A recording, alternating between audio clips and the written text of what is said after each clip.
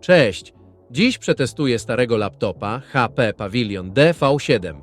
Posiada on procesor Core 2 Duo o taktowaniu 2,2 GHz, 4 GB pamięci DDR2, kartę graficzną GeForce 9600.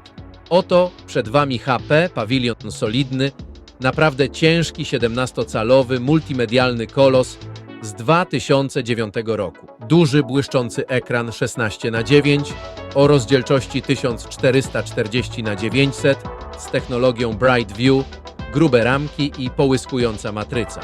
Obudowa z błyszczącego plastiku, mega efektowna na półce, ale łapie każdy odcisk i rysę. W środku chromowana listwa wokół touchpada i głośników Altec Lansing, dotykowe przyciski multimedialne, pełnowymiarowa klawiatura z numpadem i ten oldschoolowy, lśniący palm rest.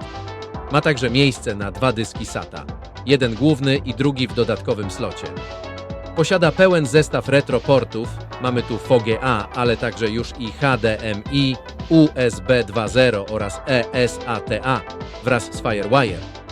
Krótko, wielki, błyszczący, retro-kiczowaty potwór z epoki Core 2 Duo, klasyka tamtych lat. Dedykowana karta graficzna posiada 512 MB pamięci VRAM. Not great, not terrible. Procesor Core 2 Duo wyposażony został w 3 MB pamięci cache. Całkiem nieźle jak na tamte czasy. Czy da się na tym w coś pograć? Przekonajmy się, co potrafi dedykowana karta graficzna Nvidia. Benchmarki odpalałem w natywnej rozdzielczości matrycy 1440x900, a Valley Benchmark poleciał w 720p, żeby staruszek nie dostał zadyszki. Najpierw sprawdziłem, co potrafi na Windows 7. I tu, muszę przyznać, było całkiem przyjemnie. 3D Mark 2001 wypluł prawie 18 000 punktów, co jak na sprzęt sprzed ponad dekady jest wręcz znakomicie. 3D Mark 2003 dorzucił nieco ponad 9000 punktów, czyli dalej bardzo przyzwoicie. No ale potem przyszedł moment prawdy. Valley Benchmark. Wynik? Około 279 punktów, czyli zawrotne 6,7 klatki na sekundę. Płynność jak pokaz slajdów, ale przynajmniej karta się nie nudziła. Po tych testach przyszła pora na Windows 10. Instalacja zajęła jakieś 1,5 godziny. Jak na taki zabytek całkiem sprawnie. Odpaliłem dokładnie te same testy i zaczęły się schody. 3D Mark 2001 wynik spadł wyraźnie. Do około 13 000 punktów, czyli jakieś 30% mniej. Dziesiątka wyraźnie nie dogaduje się z tym staruszkiem w starszych benchmarkach. Za to 3D Mark 2003 zrobił małego psikusa. Wynik był minimalnie lepszy niż na Windows 7.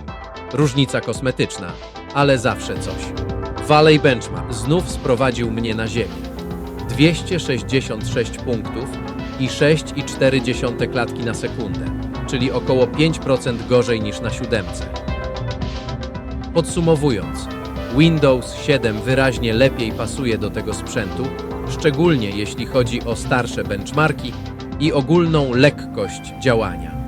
Windows 10 da się zainstalować i używać, ale cudów nie ma.